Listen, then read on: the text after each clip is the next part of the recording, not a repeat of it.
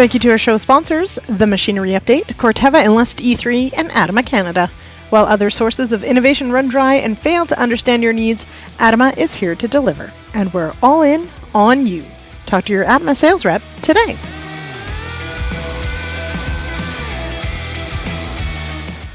Hello, all. Welcome to the Agronomists. I am your host, Lyndsey Smith, and absolutely thrilled to be here tonight, here on this first Monday of October. Having a bit of a heat wave here in the Ottawa Valley, and it looks like there's some other areas that are too. Kind of hard to believe. It was patio weather yesterday on Sunday, so kind of cool.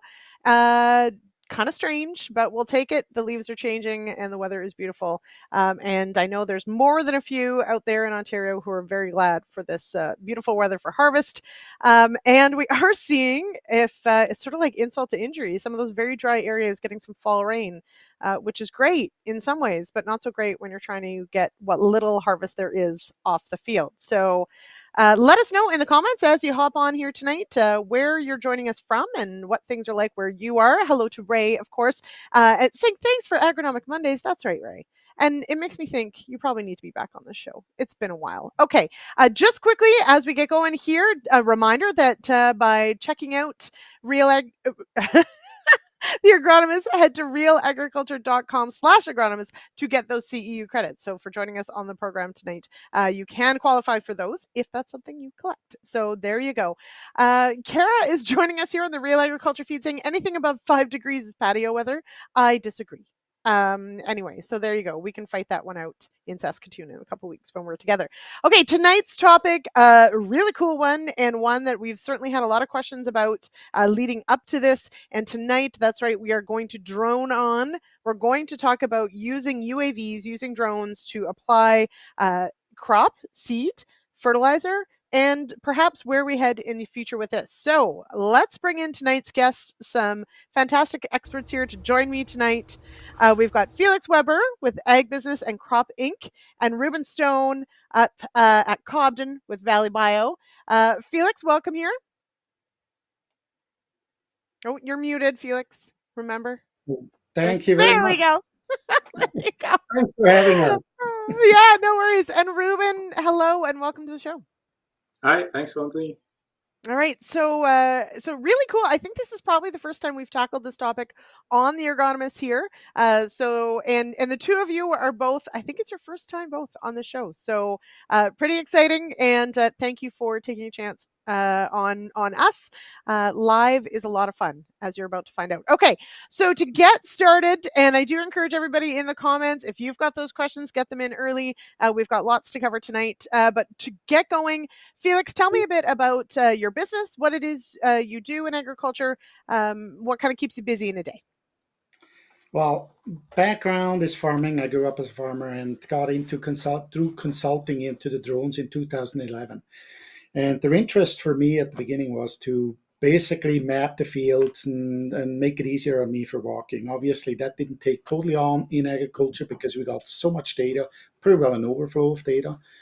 But other industry have taken on. But now, as we go into the application drones, that has changed, and agriculture is very interested in that. Good to see. So what we do in Ag Business and Crop is we sell specific, more specialized products like the automated soil sampler for the WinTech soil sampler and the drones, the application drones or mapping drones. And whatever we sell, we service. So we have a service station here. If you got any issues, need help, we're trying to be here as quickly as possible. Felix, I'll be honest, when I was thinking about this show, I hadn't even thought about like servicing these things. So here we go. We're going to put it all together, which is maybe where you come in. So Reuben, what is Valley Bio? Tell me a bit about your business up there with you and Keenan. Sure. So yeah, not too far west down the highway from Lyndsey, and started Valley Bio quite a few years ago now, about 10 years ago, and got into pedigree seed business.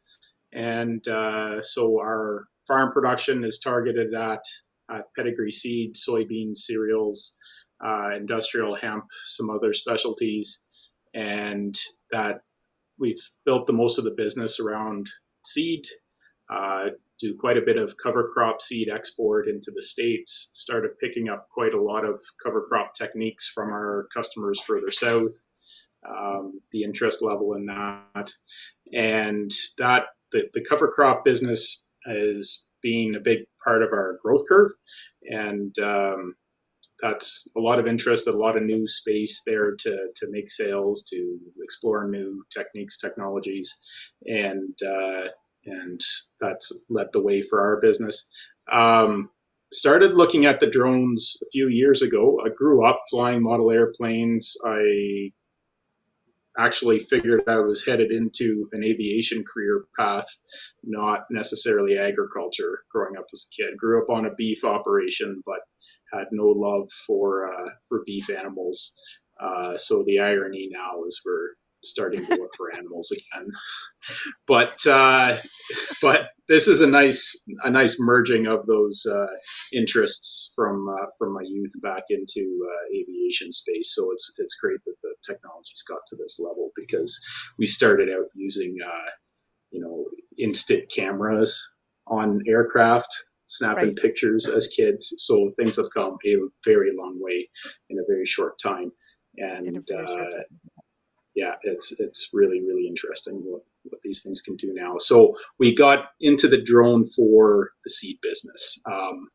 Basically justified it to the business arrangement because it can spread seeds. So that was the big step. But also that you could fly it and it would be fun. Yeah. Hey, this is our job. We're allowed to enjoy it. It's okay. It's a perfectly logical part of our job. But now, so Felix, you mentioned imaging. And so I do sort of want to back up just a little bit. Of course, when UAVs or drones sort of came into, the price came down, the usability went up. That's really what, and I mean, they're still used for that for sure, but that was really the first use for these in agriculture was for imaging. And as you mentioned, so do you still, you said, maybe too much data from some of these things. Do you see there still being a place for drones in that imaging space, or do you see that us rapidly moving past that? No, I think more so, if anything, because now with the application drones, you can make more use out of this data, and I've seen that with say with GPS or with guidance systems. The GPS was really started to be used when the guidance system came in. So it was a direct use of the GPS at that point. Before, like the GPS, when you look at the GPS, it's been on the market for quite some time in the commercial industry. But as soon as you were able to use it directly and get a quick return on it, that's when it was used. And I think it's going to be the same a little bit with the drones now, with mapping drones. So with the application drones, you can use that right away. Like you're doing something with it, you're applying something, you have a return right away. Where with the map or with the imaging, it is, the question is it the return? You're going out and flying to capture something to figure out what's there. That could be, that you already know what's there. You may just measure on size. Where is it? How big is it, right? And in some cases, you go out and say, like I had winter wheat fields that I would fly in spring before the first nitrogen application, where you say, well, wouldn't I have to go out for that? We know we leave it, there isn't a whole lot we're going to do, especially because our applicator is so wide that you can't apply individual areas to the extent of what you wanted to. Now their application drones got that opportunity to do it, and that could be as applying, put some nutrients to the crop, helping the crop, and further down, what we're obviously hoping to apply fungicide, herbicides, etc., onto it. I know we're gonna talk about that a little bit later, but it's more because your width is, we're looking more at a 30-foot width rather than a 90-foot width. It becomes easier to do, and it's GPS guided, so it's not like you guess where it's going to go. It's all set up. Mm-hmm. So, all right, let's let's dig in a little bit. Reuben, will touch base on now. When did you buy your application drone? Because of course, there's different ones, and you have one that has decent capacity. Um, I've seen it. It is a lot bigger than I thought it would be, but also they need to have some capacity, or else they're not going to be useful. And it's a bit terrifying. So, Reuben, tell us a bit about the drone that you did choose, and some of the specs on that, just so we can sort of put it in our brains of what we're talking about here. Yeah, so I've got a DJI T40. It's probably the most broadly marketed ag drone right now that you're most likely to have seen. It's a new release that DJI came with just last November, December last year. So the demos that we actually saw in the years previous were T10s, T30s, older, smaller models that were really more or less industrial camera drones that had tanks kind of added on the side.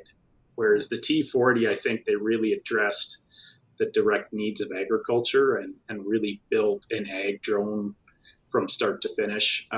You can see from the manufacturing and the usability, they addressed a lot of agricultural specific things with that equipment. So that kind of let me dive into that as interest. If they hadn't have come out with the T40, I don't think I wouldn't have purchased an older drone.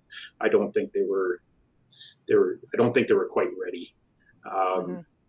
So there are some competitors in the marketplace too. There's at least two other manufacturers that I know of. DJI does seem to have quite a jump on things, but they market the T40 as a 50 kilogram, 40 liter payload. All up gross weight, it's 205 pounds, not quite 12 feet across corner to corner. It's swinging 8 propellers that are 52 inches, I believe, at around 3,000 RPM. So it's quite the rig. Buzzing around. It has a very unique sound to it. It's not a little drone, but it's also not a helicopter. So it's right when it's flying, and when you can't see it yet, there's the neighbors have had some interesting comments to make on what the heck is that thing. So yeah, these are important things to note. yeah, it's and it's very intimidating. If it's coming straight at you, it's kind of right out of the Matrix. It's right. Yeah, it's a pretty creepy looking bug when it's coming right at you at eye level. Right. So yeah, they could tone that down a little bit. They could put like a smiley on it, like I don't know, something, make it a little more approachable. So Reuben, that's the model you chose, and excellent point about sort of where we're at. This is, the drone technology isn't new, but certainly evolving into an application tool versus an image capture. Felix, your company works obviously with other units as well, and you do offer that servicing. So what are the most common sort of service things that you would be running into with either new or older drones? Well, drones for North America, like the application drones for are basically new for North America in general a little bit. And DJI does have the biggest North American market. We work with a couple of drones. The XAG is more the Europe, Asia is the biggest market for them. So it really depends where you go, which market is known, right? So XAG is around since 2007, and when you look back, how much knowledge they brought from that time to today, I would agree. Like there has been, the technology has really improved. Between the two units, there is, I think between all the units, there is advantages and disadvantages. Whichever unit you go, it at the end of the day, when you buy a unit, make sure that you're informed to what you buy and what your needs are, because it's like it's like you can buy a John Deere or you can buy a Case. It's not just one company out there that sells them, because different farmers have different needs. But what we mostly work with, or what our biggest, first of all, is the training. You Mhm. know, getting started, it's a new product. Getting started, it's the training. It's a new tool. If you use it the first time, get into it slowly and don't rush into it. Don't think, yeah, I got to do, a big field right away. Maybe start small. And it will take a little while, because you got to get the licenses and so on to get into it. And Mhm. what I find is probably preparing for that operation is the biggest thing that people have to, anybody that uses a drone has to work on. Uh, you know, lay out your boundary map on the drone, and if you're not doing that right and you hit a branch, that obviously has its, you know, Yeah. Like, downside. okay, so let's put this in perspective though. So Kara, my colleague Kara, is asking about licensing, because this is an important point and I want to touch on this. We Real Agriculture has a few drones to use for videography, for photography work, and so we've just recently sort of gone through that process of getting everybody up to speed and making sure we have, the appropriate licensing and that sort of stuff. But it also, like, those drones like fit in a backpack, and if they hit a branch, you're like, no big deal. Reuben, if the drone that you had hit a branch, I feel like the tree could come down. And so that's a bit terrifying. But also, let's back up a little bit and ask, is there different licensing for an application drone versus just a drone for imaging, or is it the same? Well, there's a couple of different legal, or like, laws that you have to follow. The one is, Right. yes, Transport Canada is the registration and the licensing of being a pilot, and that is dependent on the size. It's not for what you're using it at this point. It's Okay. really the size. Size. So anything Okay. under 250 grams is, you don't need a license. As soon as you get hit 250 grams and up, and there's really only one on the market that is under the 250 grams that is very much known, and it's DJI, the DJI Mini. And then as soon as you go over 250 grams, the next mark is 25 kilos. And if you're within that, the 255 grams to 25 kilos, you're fairly good to fly in, especially in uncontrolled airspace. As soon as you go in controlled airspace or go closer to an Right. airport, that's a little bit of a different story, because you're now closer to the Mhm. manned traffic, air traffic. Uh, if you go over 25 kilos, then you have to get a special flight operating certificate, and that's going to be the next level. So that's the one regulation that you got to be aware of. The other one is Okay. that from what you're actually loading onto that drone and what you're doing with that drone. So Mhm. pesticide license that you have to do, but at this point there is no That's right. pesticide. Well, there are two pesticides that are registered, but really not used in agriculture.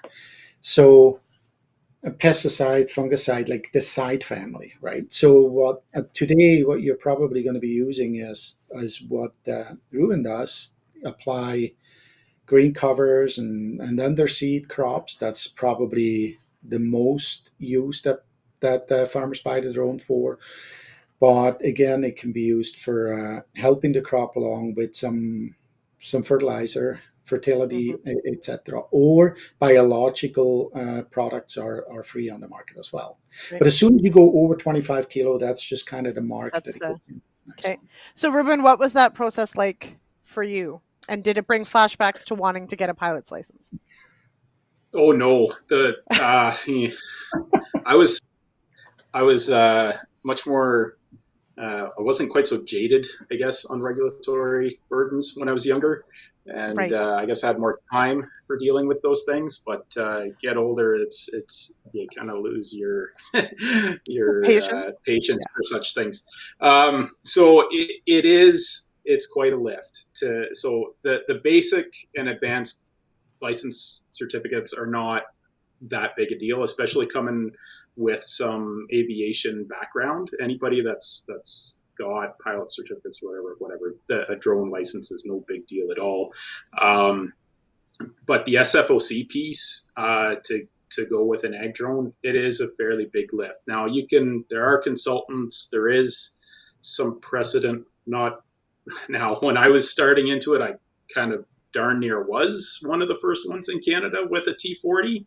So yeah, there wasn't a lot to lean on with that. And I do get the feeling that kind of everybody involved, whether it be manufacturers, Transport Canada, new businesses, everyone is feeling their way through this at the same time for these use cases. There is some more experience in other industries, surveying, photography, and that kind of thing. They've got more of that system down, but agriculture, it feels like it's really feeling things out yet on how that's going to go. There's to operate on a daily basis with it is hard, because there's a lot of emphasis on them knowing where and when some of these flights are going to happen, and that's not helpful in agriculture. So that's changing. There is a regulatory review open, at a certain stage right now. I guess they're not an open comment period right now. That finished off the end of September, but they are doing a policy review and a regulatory update for next year, and then implementation in 2025. And so there are some things moving that could make it a little more easier or amenable to agriculture, I think.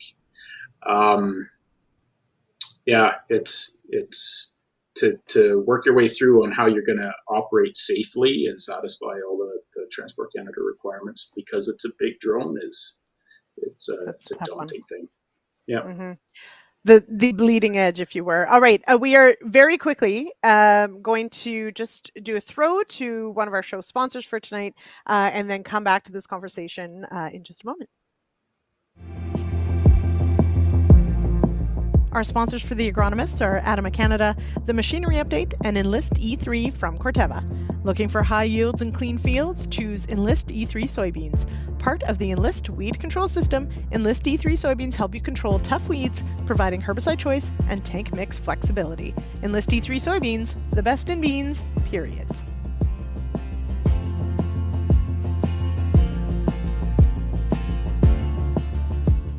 So my backdrop just tried to attack me.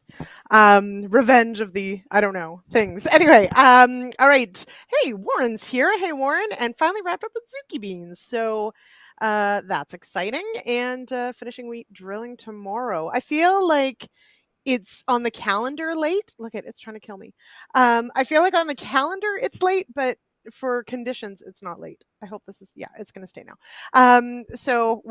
But don't worry, I'm not going to ask you guys about it. But as promised, we are going to talk about actual applications with these drones. We do have some great photos, so I do want to dig into that. Producer Jay, if you will, Reuben has shared some really great photos. So just catch us up, Reuben. This is your first full season with this drone because you just got it, right? So this is That's this right. year. Yeah, so we only got it in March, Ottawa Farm Show time. Only seriously got flying this summer, later this summer, and so we've used it almost exclusively for seed, just a little bit of fertilizer, and then cover crop into wheat. So this is a twin row wheat crop, and we were just in front of the combine in this scenario. So we were throwing seed down on the ground, and the combine was harvesting and throwing straw on top of it.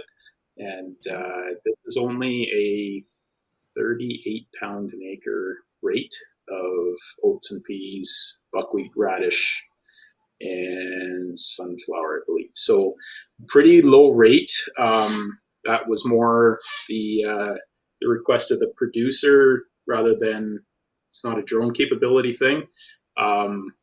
What we found is these lower rates are actually sometimes more challenging than a higher 100-pound an acre rate. Somewhat counterintuitive, but the longer flight times of doing a low rate can make the flights somewhat more challenging in that year with your power management, because it's carrying more load longer. 100 pounds an acre is actually fairly efficient, that you can dump a tank quite quickly and be back for more. So diverse mixture on this. There's another picture here that I took today of this same mixture. So this was done July 28th or so, and a couple months later, this is what we've got here now with peas and oats and radishes that are pushing pretty good. So he's getting ready to strip till this ahead of corn for next year. He has been talking about having some animals come in and graze on this acreage here too. So it's that's a nice mix to go there. There was no chemical done on that, and no fertilizer applied to it at all. It's just cover crop seed. Just one question, Reuben. On the last slide, that was twin row wheat, you said, right? And the drone went just ahead of the combine. Warren, if you missed that part. Yeah. So now this, and so when did this go on? Like what field prep at all was there? None. So this is flying, literally the combine was in the field the same time the drone was. So it was just going on minutes before being harvested. It was a pretty large field, and so it took them a couple days to harvest, but we covered it ahead of them. We worked this field actually till 2 a.m. While they had obviously quit combining overnight, but we got it all done. And then so so two things on that, Reuben. So, and Ray has asked great accuracy on this as far as distribution, that sort of stuff. So what is the height of the drone to the drop? So how far off the ground do these drones fly? We've seen close to a 40-foot wide total pattern. We're flying somewhere 25, 30 feet swath to swath. The software will actually divide up a field exactly number of swaths. You don't get a half swath at the end. It'll divide your field evenly. And then 20 to 25 feet above the ground with the spreader tank, kind of erring more on the higher side of what's needed, just because it's easier to see the drone. That's the biggest reason why we're flying 25 feet high or more.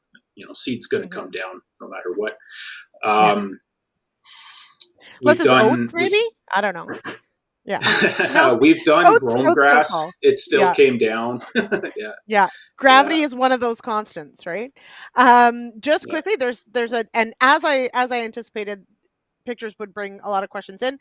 So Warren has a great question here. Farmer Snack asks, is there an issue with blends settling out while flying to the application place? And so you did mention, Reuben, that difference with, lighter seeding rates, longer fly times. Have you noticed any as far as the distribution on the settling out?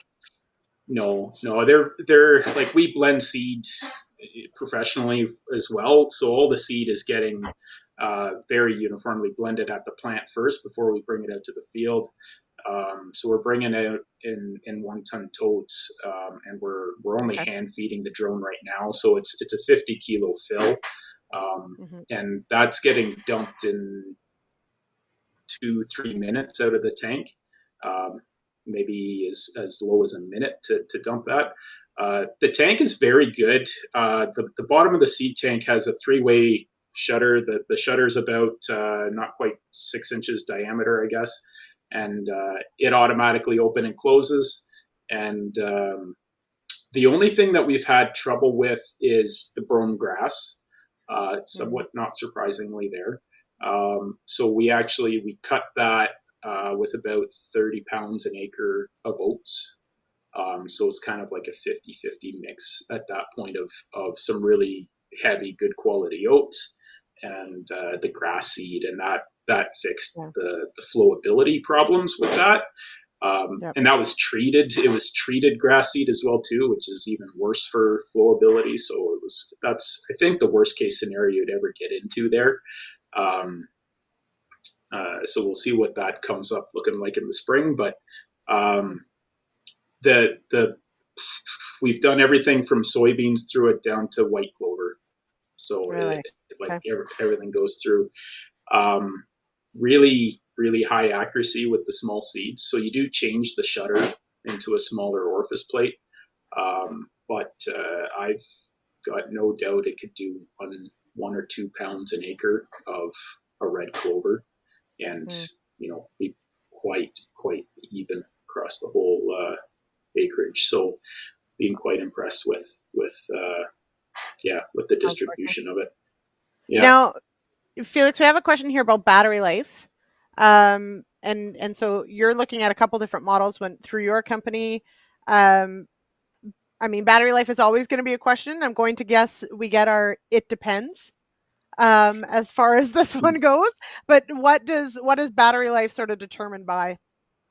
Well, first of all, as Reuben said, if you fly with a full load, you're going to wear out the battery faster. So with seed, the higher the rate is, you're going to be emptied sooner. So depending which model you go, the second model that I'm talking about, you might not even change the battery between different loads, because you can do a couple of loads with one set of batteries.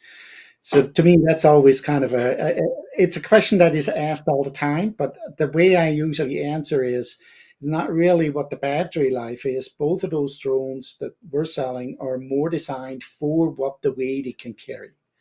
Right. So you're generally not running out on the battery, you're running out of product in the tank. It depends a little bit how far you fly away first with a full load, and that's why I'm saying the load has a big impact. And that's where, when you choose a drone, you have to fly a long stretch before you get to the field. Then maybe that is a factor of where you look at a different drone that may be able to fly a little bit longer. And then the other thing too is, when I compare the two drones that we sell, the one flies double the speed than the other. So yeah, you maybe have only 8 minutes flight time, 10 minutes flight time, but you're flying double the speed, where, the other one flies 15 minutes, but it needs that 15 minutes to empty the tank. Yeah, it's a lot like asking how big's your fuel tank on the tractor. Like, that's right. Right. Yeah. It depends. Who cares? Yeah. Yeah. You got to swap them out when it's time to swap it out. Yeah. So the biggest factor is the route connection between your loading point and where you start applying. That is by far the biggest factor involved, because to hover 200 pounds, that's a lot of work. You're better off applying one long stretch and being empty at the other end of the field, and then booting it back home completely empty. That's a more efficient operating mode than flying all the way out and flying all the way back, applying product. That's actually far less efficient. So if you can, most guys wouldn't say that at all. You want to be just empty at the tank when you get back home, but with a drone, no. You want to, if you can come back empty, that's fine. So it's a different setup altogether. The biggest thing is your ground game of arriving, setting up, reloading time. For us, we can reload and be back in the air in under a minute, flight to flight with the seed, and that's not too hard. But to keep that going all day long, that's a lot harder. So I'm just envisioning a pit crew, like with the zzz and the whole bit, but you're doing it every couple minutes. So so we're at a high rate of flights. You could be 5 minutes. So a minute on the ground and a takeoff every 5 minutes. Yeah. Yeah, that's intense. Are there different rules? So Paul asks, are there different rules for spreading after dark, Reuben? You mentioned the one field you were finishing it late. Do the rules change after sunset? Somewhat ironically, no. Hmm. It's more about visual line of sight than it is about daylight, and then your separation distance from bystanders and from other aircraft in airspace and that kind of thing. Day night, if you can see and you can fly safely, it doesn't really matter. As far as the drone knows, it barely knows the difference between day and night. Like, these things have radars on them, Right. Yeah. and they're doing a collision avoidance with the radar. So yeah, it can operate too. They have that's one of the surprising things on them. They have pretty wicked lights on the DJI drones. I'm not sure about the other ones, but those LED lights, they're really bright. Yeah. Okay. But they do not see like we see. They see using radar. No, they Anyway, don't. right. So yeah, mine does have binocular vision on it, and that is important for collision avoidance. You wouldn't want to be doing a headland boundary route okay. in the dark. That's not something you want to do. But if you're just running swaths up and down a 100-acre field, that's no issue at all. Okay. We have a few more pictures that I want to get to before we are going to watch a quick clip, and we will spend the last part of the show here talking about sort of the herbicide, the pesticide question, because I know that's still a big one as well. But Producer Jay, I think we've got a couple last photos to look at here that Reuben sent, just to take a look at some of the results from this year. And I think there's, I think one of your children might make an appearance. Okay. Yeah. So what are we looking at here? This is buckwheat over winter wheat. So it's volunteer winter wheat, and a buckwheat started into it. So this was done we did 2 reps. We did a 4 weeks ahead, an estimated 4 weeks ahead of wheat harvest. The wheat was a little bit later coming off than planned. So it was almost 5 weeks, and then about 2.5 weeks before wheat harvest. At this point, you can't really tell the difference between the two. But at wheat harvest time, the stuff that was 4 weeks was probably too early. The buckwheat had really done really well in that. Now, this is this twin row setup.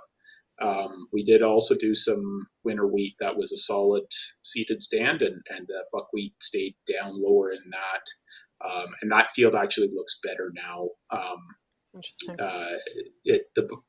So the poor looking buckwheat earlier on actually turned into the better looking buckwheat crop later. So we'll see how that goes. But that was this morning, that picture. It's still filling buckwheat seed, but there'll be a harvest there. It's not huge, but it's gravy money. But this is some of the scenario that I'm more keen on the drone for, because there's a lot of double crop gravy money here on these acres that's available to us now with this kind of technology, I think. So layering on seed and relay cropping, starting these cover crops before wheat harvest, or before soybean harvest. This is pretty interesting territory that you would never consider tramping through a wheat crop just to throw some buckwheat seed on the ground. Yeah. And I do want to point out, Reuben, you're based up near Cobden. And so not this double isn't Southern crop Ontario. territory. This is not double crop territory. No, that's for sure. So I think that is important to point out, that you are in an area where, trying to grow a decent cover crop after soybeans would be, really difficult potentially. It's only in the past 5-10 years where guys have really started taking soybean or winter wheat after soybeans with any serious notion, right? Like that used to be canola territory. Yeah. All right, last photo. Yeah. Before we this one's fun. Yeah. So this was a cereal rye field, and so this is a forage oat and peas. There's peas that are full pod. There's soybeans in here. It's a forage type soybean that are 2 feet tall. Sorghum that's 4 and 5 feet tall. and this is really rocking it. So we would typically drill in cover crop seed after a winter cereal harvest, right? So this went on again 4 weeks ahead of the cereal harvest, and had that been a grain oat, there's potential that if it was a grain oat, it'd be making maturity. Yeah. So like if we keep getting this October weather, a short season grain oat would probably have made it to grain, which is just wild to think about. But yeah, this is the difference of what a 3-week overlap can do on these cover crops. There's crimson clover that we've never been able to get to really do well after wheat. There's crimson clover in here that's 2 feet tall as well too. So it's really pumping it and doing it well. This was about, I think it was 65 pounds an acre of total seed. It's only about 15 pounds an acre of oats.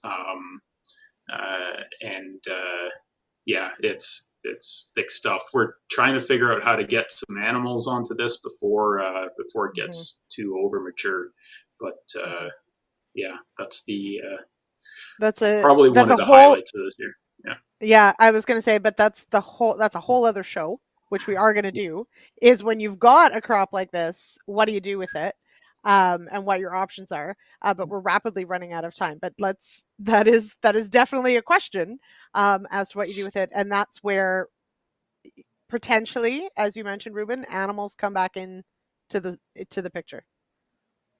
And this had all the straw was chopped onto this field too, and we've struggled a lot with getting seed into acres that have had all the straw chopped back on it too, because it's just hard to drill through all that fresh straw. So it's the drones just opening up a lot of opportunity for that.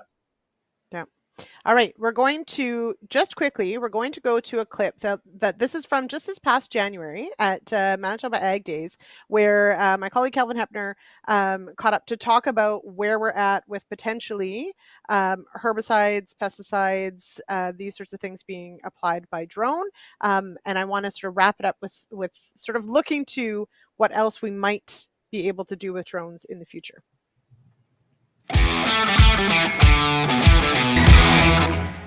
Real Agriculture.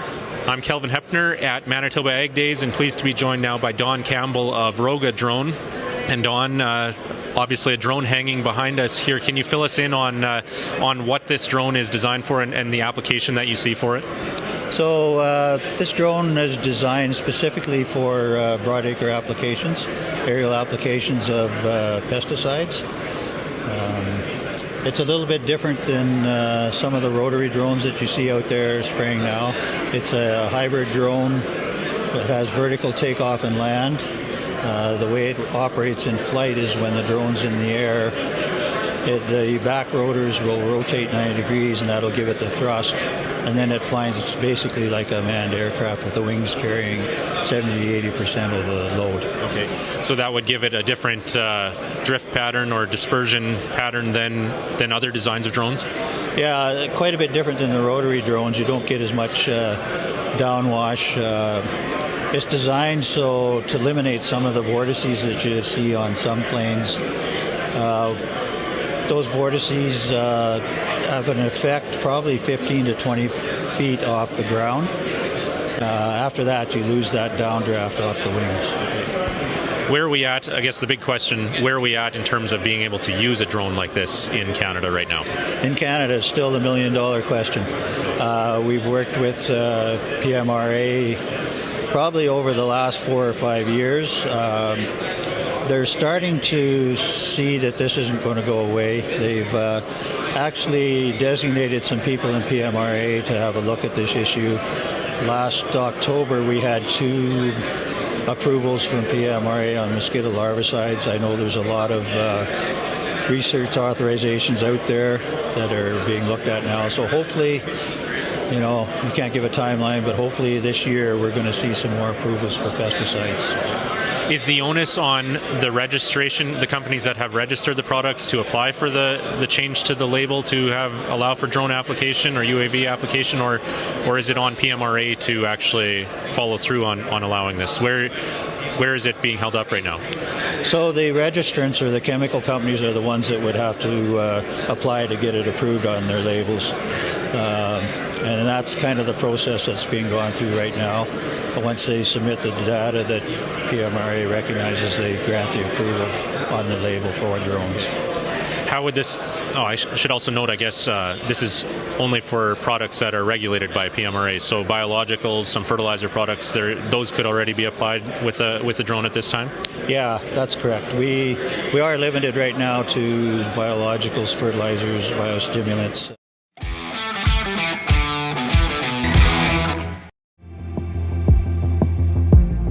Thank you to our sponsors tonight, ADAMA Canada, Enlist E3 from Corteva, and the Machinery Update. Don't miss out on any of the content we publish featuring equipment announcements and coverage from machinery shows. The Machinery Update is the newsletter for anyone interested in the latest technical advancements. Visit realagriculture.com/subscribe to sign up.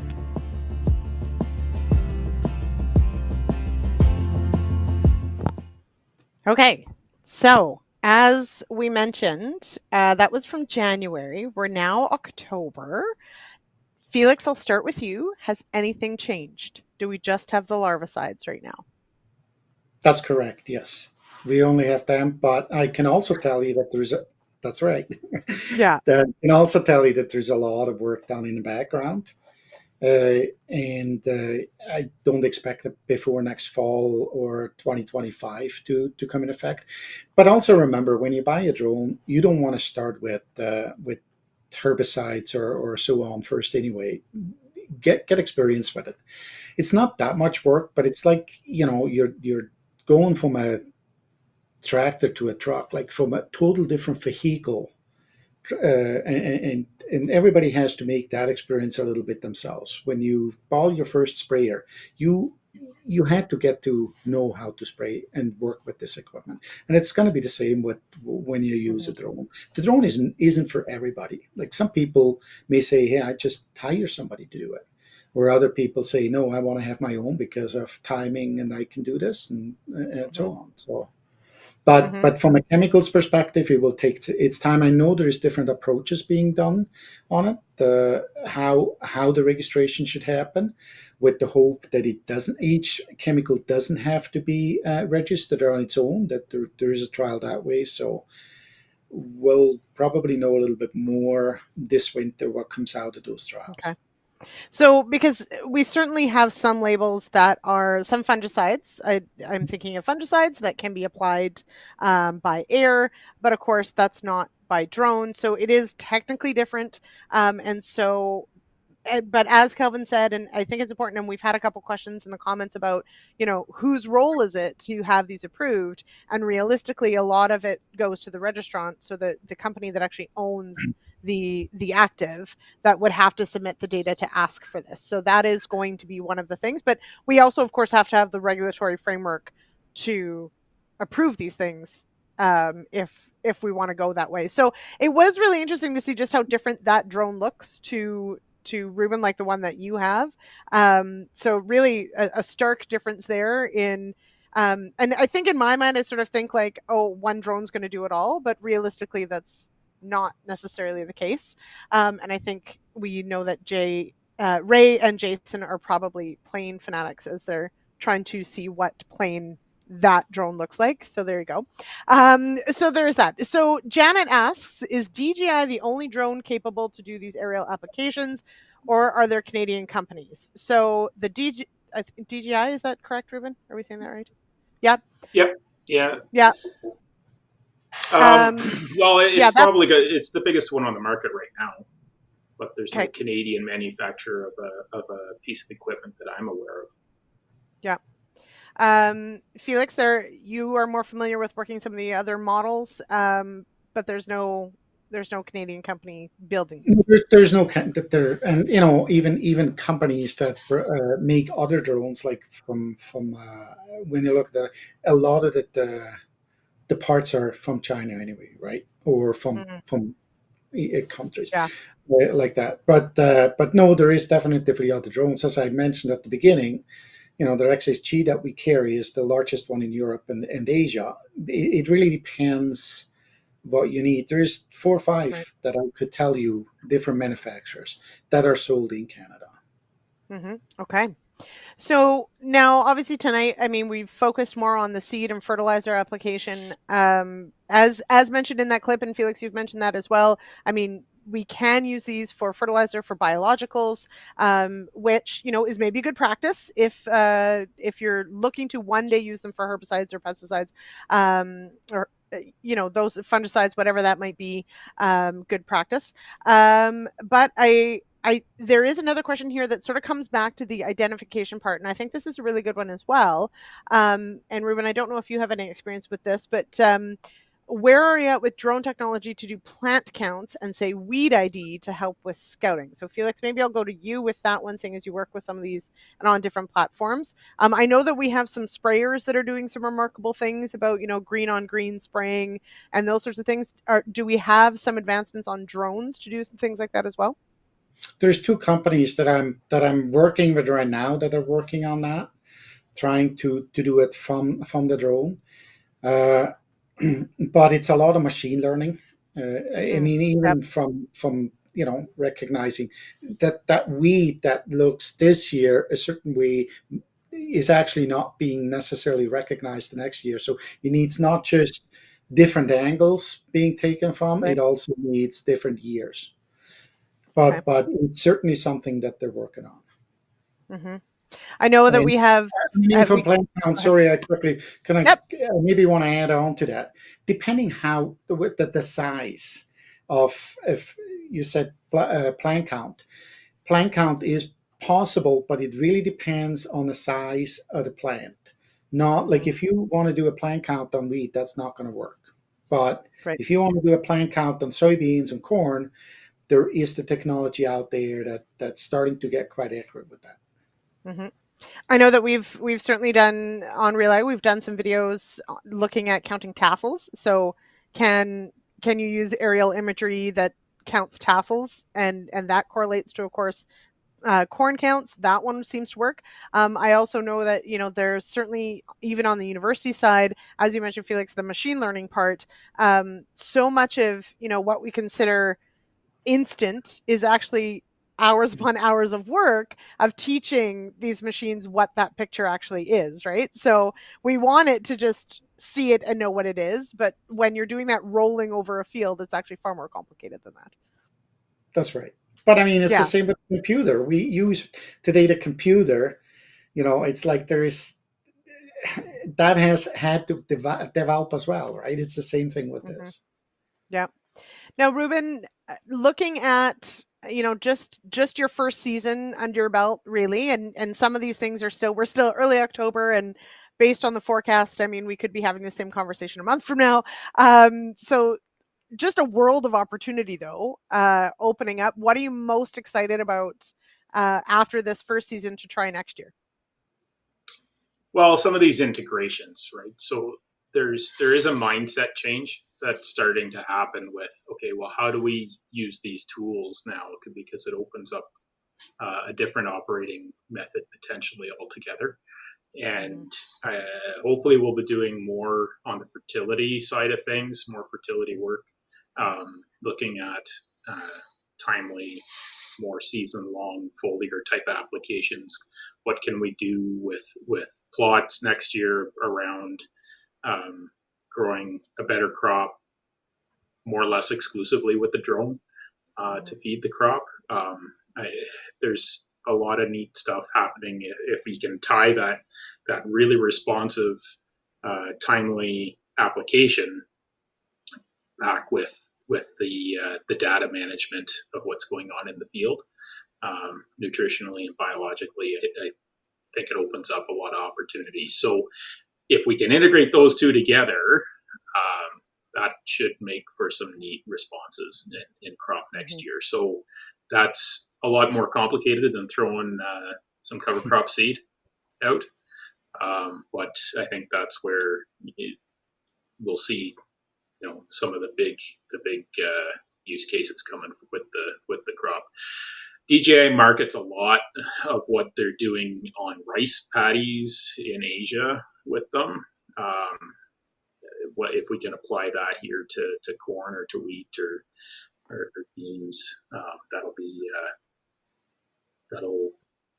we've got to put the North American context on it, but to integrate the imaging systems and the crop health, and then with the applications, that's going to be neat to work with. And Reuben, to solve some of your problems, everyone should get more sheep and cows. So just throwing that out there. Yeah, just that's how we feel about things. Felix, in looking at, from your perspective, you get to look at, different technologies, different companies working with imaging, working with application as well. What do you think is sort of the next most exciting thing in this space? I think a lot of farmers would say, as soon as we get the registration for all our sites, that's the next thing. But I think, had we thought 10 years ago we would be applying, cover crops with a drone? No, and I think it's kind of hard to say, hey, what's the next thing in 5 years? I think their industry is going very fast. Agriculture industry has been very adaptable to technology, and I'm actually looking forward what's coming next myself. But the spray drone certainly has a good or application drone has certainly a good future and a very good place in this market. Mm-hmm. To help us. One last question, Reuben, and it's one that, correct me if I'm wrong, maybe Ray asked it earlier, but the drone you're running, quite sizable, as you said. Do you envision where, like, there is sort of a tipping point of like, how much bigger does it get before it's basically just a helicopter? Like, where is the, like, does it need to get much bigger, or where you're at, do you think it's useful, sort of the size it's at? I honestly don't think it needs to get much bigger. I think they need to figure out how to make them work in tandem together. Mm-hmm. And swarm them with 2 or 3. If you had 3 of these things, would probably keep up with a 120-foot boom. Like it's and your total capital invested would be half or less of that ground-based rig. Right. So when they integrate to make them work together as a swarm, and then we get some regulatory adoption that allows us to maybe work with a few less person hours at the same time. Mm-hmm. The technology's got to be ready for that, but that'll make it really, really competitive. Yeah, I guess that's my question. How many people are on the ground when you're running one of these right now? I know it's your first year. I'm not usually gonna hold 2. You to this. Yeah, 2. Okay. Yeah, pilot and loader observer. So, yeah, usually it's 2, but they're not working terribly hard. It's like, compared to bouncing around in the field, it's much more relaxed for sure. Yeah. And like capital invested for the capability of the machine, I've been really, really impressed with what it's pulling off. So, but remember, the two people, like, that's why I think, Reuben, you're saying you can fly 2, 3. You don't need 6 people. You're still working with the 2 people. Exactly. Right? So you're just being much more efficient afterwards. And that's what regulatory wise, that'll be interesting. But that's also, what quite a few people companies do that do application. They have the pilot that flies the unit, and then you got a ground person reloading it. Mm-hmm. Yeah, exactly. But to that point, you could add a second or a third and basically run the similar number of people, so you'd be that much more efficient. I'm going to throw out there, because I'm a words person, swarm. I don't like the term, and I think when things are flying, maybe let's call formation, like when they're like flying. How about we call it formation. A flock? Yeah, that's a great word, Reuben.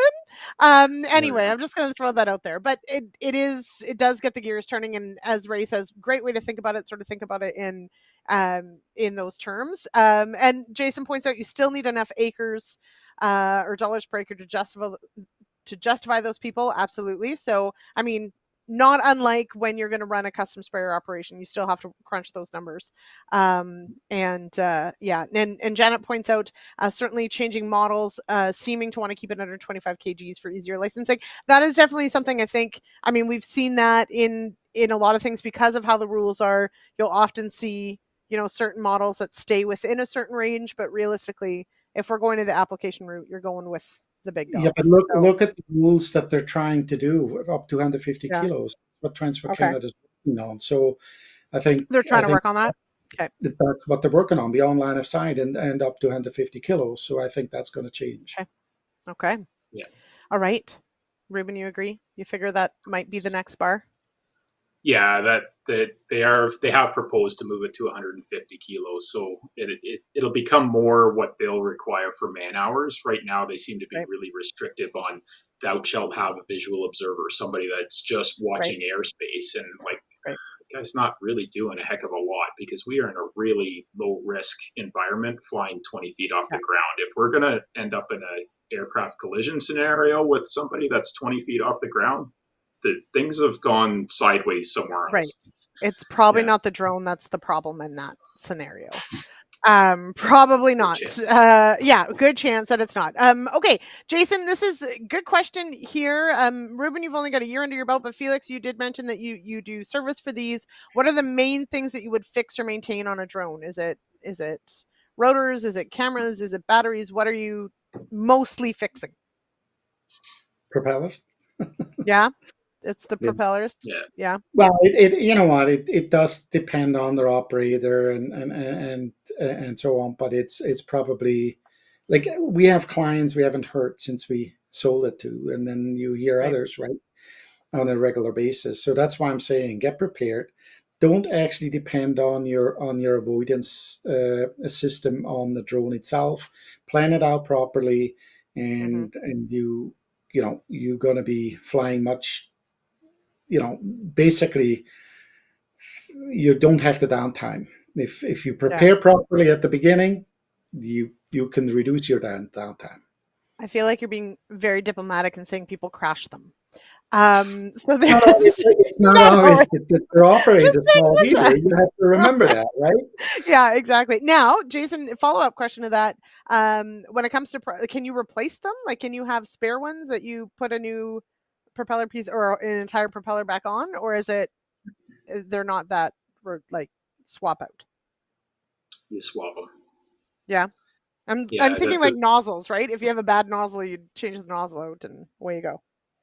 Yeah, they're a fair bit more pricey than nozzles, unfortunately. I would imagine. But on the upside, the nozzles, they seem to have that fixed on the drone, and I wouldn't be surprised if you see some actual ground sprayers start using drone nozzles, because the new nozzles that they have on are really cool. Yeah, they'll see what they get with some more experience on them. But batteries do have a lifetime. They are getting run pretty hard, but they have a built-in counter clock on them that they'll get timed out eventually. And they're not cheap batteries; they're about $3,000 a piece. So you're about $1 a flight for propellers and $1 a flight for batteries. So it tends to go too. So I would recommend you to get enough batteries at the beginning so you're not running them hot, right? So the more cooling time you have in between, the longer they last. And that's what we have found. Yeah. I feel like but even in the 30-degree heat, that doesn't seem to overheat them. We worked it pretty hard some days, and it hasn't really spiked anything. Being quite impressed with its capability there. So the biggest problem was getting a generator that was capable of charging them in the first place. Yeah. It's a fairly big genset to keep it flying, but about a quarter liter an acre of gasoline is about. Is the equivalent? Yeah. Wow. Okay. Jim Hale from Lancer, Saskatchewan says, change prop blades in pairs, rotor imbalance will cause crashes. Is this true? Yes. Okay. Do not know from experience, but yeah, But no, yeah, that's good in the idea. manual. Yeah, Yeah, Yeah. you can't fix those blades. That you have to replace them. Replace them. Okay. I feel like what I have learned from this last bit of the conversation is I shall never own one of these, because maintenance sounds really important, and that's just not how I roll. So I will just be hiring someone to do it for me. And see, Felix, that's to your point. Does everyone need to own one? Not necessarily. Maybe you just need to have someone own it for you. And yeah. ta-da! Like But Reuben. look I've at the started. capabilities. Look at the capabilities that Yeah, those Yeah. drones are going to be able to do. You know, you can drive into a you can apply a field at the right time, even though the field is too wet to drive into. You weren't able Right. to do that. You know, you look at the height of the corn these days. You know, Hmm. apply. We have a lot of guys that have applied seeded the corn down with the in with the drones. They wouldn't have been driving through with any other equipment. So their Yeah. opportunity that it opens up that you can use them for is amazing. yeah, and manned aircraft have gotten so expensive to operate too that Yeah. our access to manned aircraft services. We used to have a guy in Eastern Ontario that does it. There's little to no actual manned aircraft services, and this is going to open it up a lot, for Yeah. getting that type of capability back into agriculture again at a reasonable Hmm. price. Hmm. Yeah. A quarter a liter an acre. Mind blowing. And yes, Ray Banco, I am low maintenance, just so you know. All right. Okay, we are out of time. And actually, we're about to get like producer Jay is going to give me the old shepherd's crook across, and off I go. So this has been absolutely fantastic. Thank you, Felix. Thank you, Reuben, for joining me. Thank you, everyone in the comments. Fantastic questions. Really a lot to think about. So many things.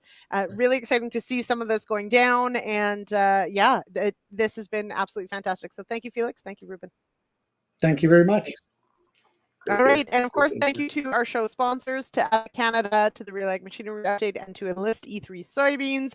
Thank you so much. It is Thanksgiving next Monday, everybody. So I hope you've got your turkey ordered and your whole meal planned. And P.S. I love leftovers. Send them over. So there is no show next week, but the week after that, I'm actually going to be coming to you live from Saskatoon on the 16th. So tune in for sure. It'll be 8 p.m. Eastern. No one knows what time that is in Saskatchewan. That'll be fine.